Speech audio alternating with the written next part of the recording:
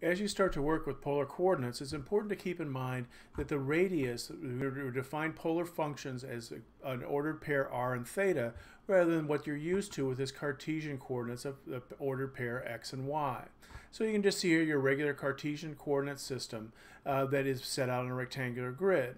When we start to talk about polar functions, we're going to look at a r theta grid, even though the x and y are listed here in this figure, that really what we're talking about is r, the radius, for example, along this ray right here at about pi over 4, and that the radius is defined as a function. In other words, as the angle changes, the radius is going to change. Not in this figure because it's just the grid, but in general. So that if I wanted to figure out an ordered pair for this point out here on the end, I'd say, okay, well, my radius is 1, 2, 3, 4, 5, and the angle measuring positive counterclockwise from the x-axis is pi over 4.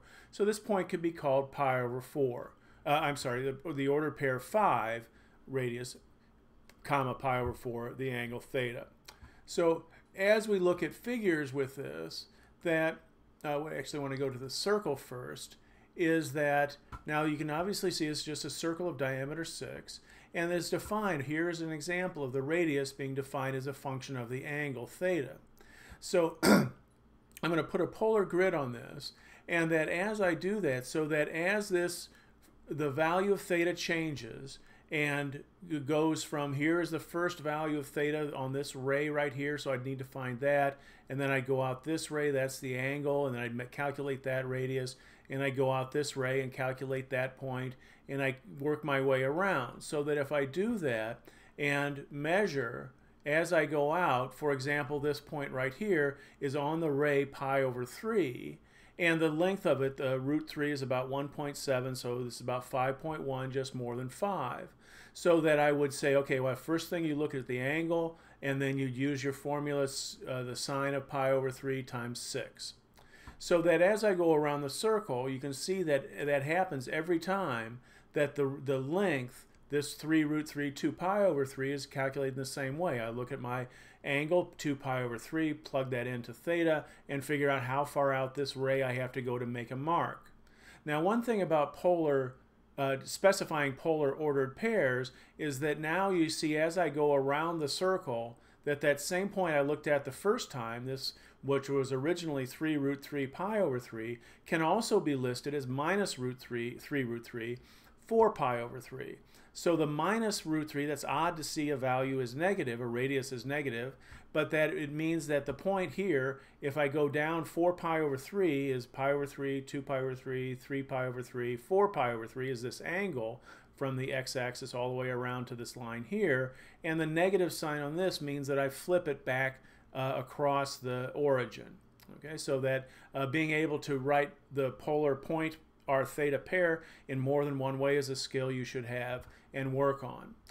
So now if we go back to that spiral, you can see one of the things that happens now with the radius being defined as a function of the angle is that in this very simple example, that as the angle increases, in other words, as I move my rays, so I'll turn on the grid here in a second, but I just want you to imagine these rays going out. So there's going to be a ray that I go out and then calculate a point on this circle, and then it'll go around again, and then I'll calculate out here. So that that r theta, as I go around the r equals theta spiral, that you can see that these values keep getting larger and larger. And otherwise, they go farther and farther out each ray as I go around the spiral.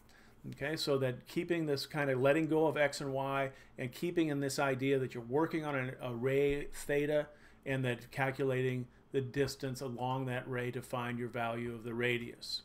So this figure breaks it into two parts, actually looking at r and theta's Cartesian coordinates with theta on the x-axis, or horizontal axis, I guess I should say, because it's the independent variable. That's what you would choose to calculate your value r, and then the calculated value r is on the vertical axis. The polar figure is a cardioid, which is a very common figure for a microphone.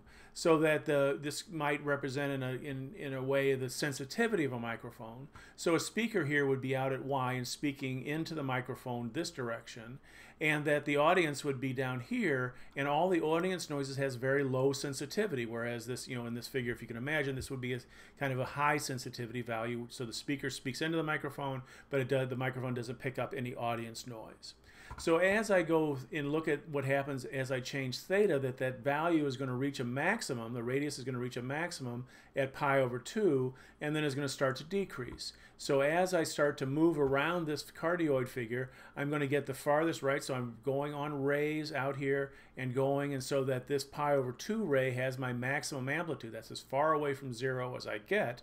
And then I start to decrease until I get to this minimum, which is at the little confluence there of those two values. So here I am approaching my maximum value, and then I start to decrease until I get to the minimum at 3 pi over 2, and then move on from there. Okay, so just to repeat the figure in value. Okay, so that the final figure I want to leave you with is looking at this figure, which was 1030.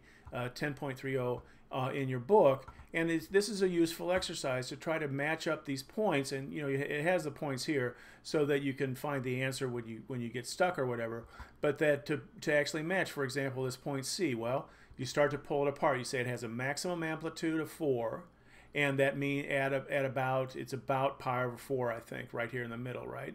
So that the pi over 4 radius would look like this, or a pi over 4 angle rather, and then I go out the radius of 4, so that if I took my ruler from 0 to this point, I should measure 4. Notice that it's not really lining up with x and y. Those two xy values are about 3, so that it's an r theta definition, which is different, right? So this value of 4 is that along the ray of pi over 3.